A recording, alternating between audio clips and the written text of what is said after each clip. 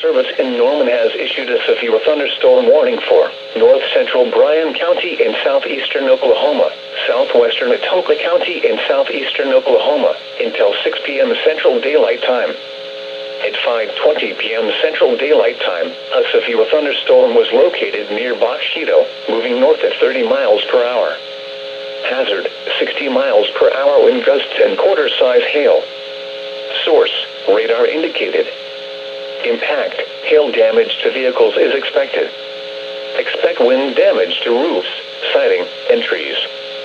Locations impacted include Atoka, Boxito, Bennington, Tushka, Kinney, Boggy Depot Park, and Bentley.